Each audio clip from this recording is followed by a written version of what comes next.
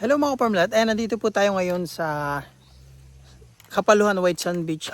Kapaluhan, Barangay Kapaluhan po, no, White Sand Beach tuloy. Sa Cemented Road, so may titingnan tayong fish pond na nabili ng buyer natin na OFW. So ngayon, pinapabenta niya na ulit kasi nawalan po siya ng work. Na po, dahil dun sa taripa na, sabi niya po dun sa taripa na, taripa ni Trump, doon sa mga businesses doon sa lugar nila. So, nagbawas ng tao, isa po siya sa nabawas doon. So, that's why, itong titingnan po natin, so, pag nabili nyo, nakatulong pa tayo sa ating buyer na, yun, hindi na po niya, kumaga wala ng budget din. Ano po? So, yun mga kaparmlat, samahan nyo po ako, bisitahin po natin to. Ano po? Bale, yun mga kaparmlat, ito po, malapit lang naman sa kalsada itong titingnan natin fish pond. Ayan. As you can see, maganda rin naman yung daan natin dito. Pasok. Ayan. Ito po ay may kubo na. Ayan. So again, kaya po binibenta. Nawalan po ng work yung buyer natin na OFW. So that's why pinapabenta na po sa atin to. Yun. Magiging retirement place sana po niya ito. Dahil yun nga po, malapit to sa beach. Mga 1.6 kilometers drive lang dun sa Kapaluhan White Sand Beach. Nandun na po tayo. No. So, ito na po. Ayan. So, ang caretaker po dito ay si Kuya Aton. May sarili pong CR. May kubo na rin. Ayan.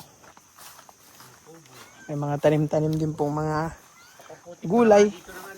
Spray ko yan ang pandam mo. Yan, ito po yung kubo ni Kuyaton dito. Lagayan po ito ng harvest. May mga pinya rin. Kamati ka maganda dito ang pinuti ko. Ayan mga kaparmlat. Ubus mo yung kuwanan mo. Bali, makikita nyo naman po, maganda yung mga pilapil yan. Nung nabili po kasi ito nung buyer, sira to kaya mura. So, dinevelop na lang, inayos. So, nilagyan po ng mga pinaganda yung pilapil. Bato po ang prinsa, makikita nyo naman. Yan. Ayan. Tapos may mga bato-bato po yan. Magandang gawan din ng structure yan. Kung mapapaganda lang to ng pwede po itong maging camping site. Ano po? Hindi na ako pwedeng magpinarabaho. Yan. Tapos kung lalagyan nyo ng mga maraming hulog po yan. Ayan mga kaparmlat, isuzoom in na lang natin yung mga pilapil niya. Yan. Makikita nyo naman po. Wala po sira yan.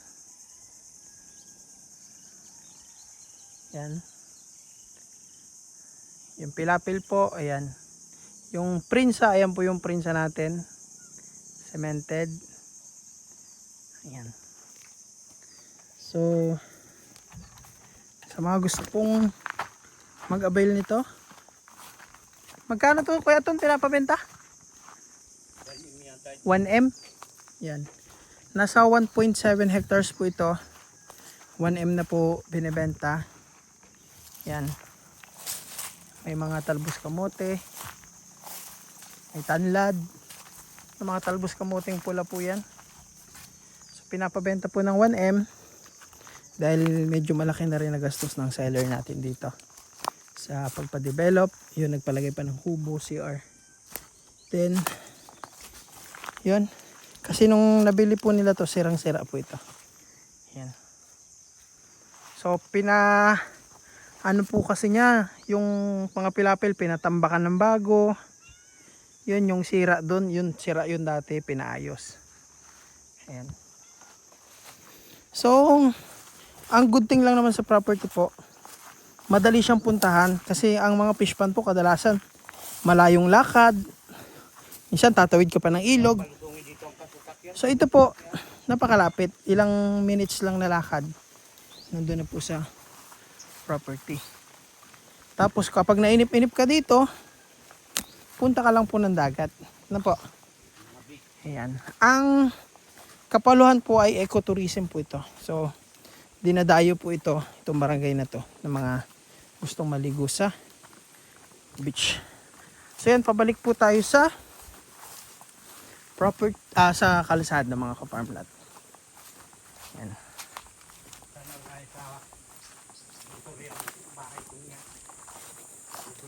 Ayan.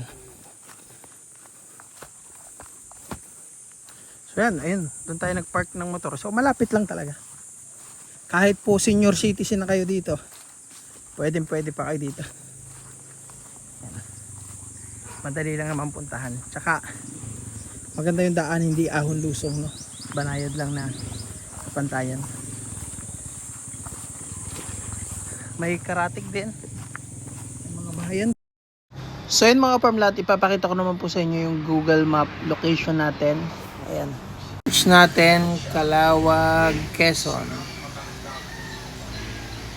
Quezon. Ayan, Calawag, Quezon po. So yung property mga ka-farm lot, ito yung buong Calawag, Quezon. Ano po? So nandito yung town proper, nasa gilid. Ayan.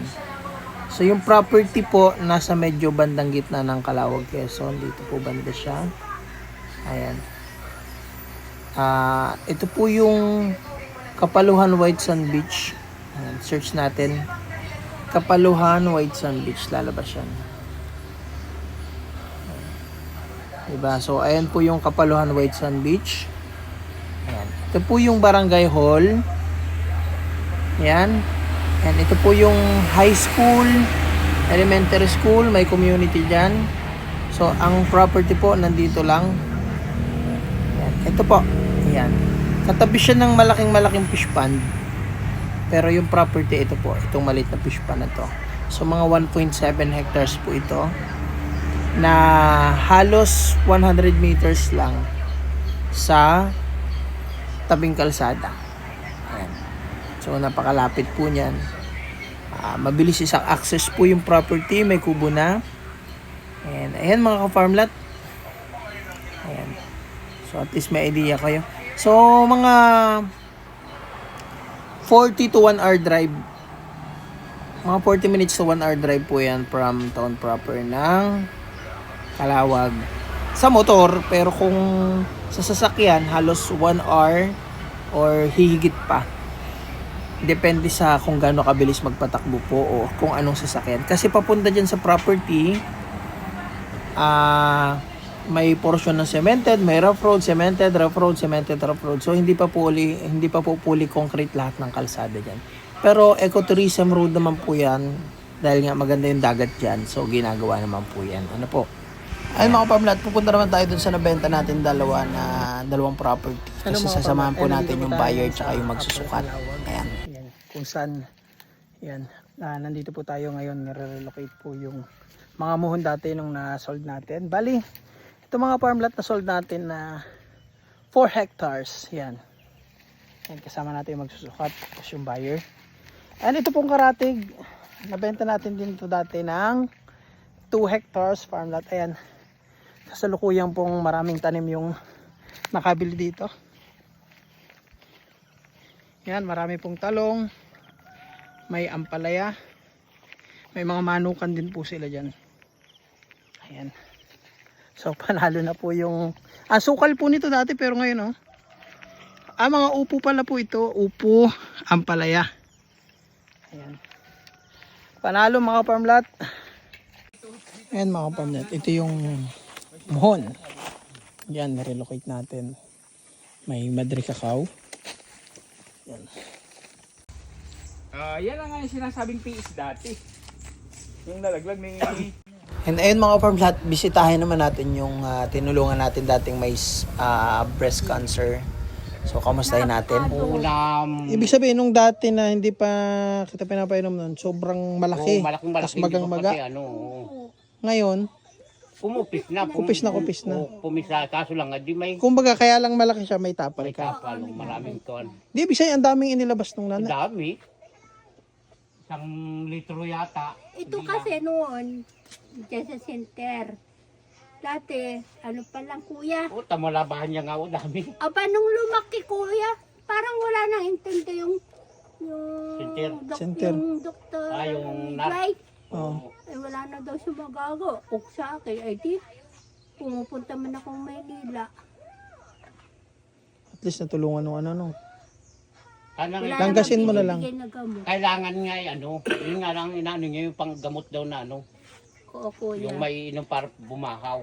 Yun nga yung ano yun sa loob. Externally, yun nga yung pandan, tapos yung welawel, Panta. tapos yung bayabas ilalanggas mo. Yun Ano na. yung liwilawil yun Yun na na? nga yung ininom. Yan Ang pala tawag yan. nun ay welawel. O yung ano. Ayan. Bali mga ka-farm lot, dito. Meron po kasi ditong may breast cancer. Nagpatingin po sa atin. Yun. In-advise ko po na uminom po nito. Papakita ko po sa inyo yung dahon na nagpahupa nung napakalaki niyang bukol sa suso. Ngayon medyo kupis na siya. Yan. Ito po. Pinapainom sa kanya to. Nilalaga. Yan. Napakalaki po ng benepisyo nitong dahon na to. Yan. Lalo po dun sa mga nagme-maintenance na ng gamot. Maganda pong uminom kayo niyan. Parang gagawin yung tsaa. Para yung mga residue ng mga iniinom yung gamot na medical, yung mga magiging side effect nun, makiklense po. Yan. Kaya makita nyo yung reaction niya dun sa improvement sa kanya. Ano po? So, yung ipanglalangkas daw po pala doon ay yung the best. Yung nilaga rin ito na may kasamang bayabas at pandan. Ayan mga ka-farm lot. So, nakakatulong din tayo. Aside na nag-area tayo sa mga farm lot na for sale natin and beach lot for sale. Ayan. So, ayan mga ka-farm lot. Ayan, sa mga interested po at nais mag-inquire yan, subscribe niyo po ako at ito po yung ating FB account, Facebook page, WhatsApp and Viber. Ayan, yan niyo po ako message mga ka-farm lot. I'll scream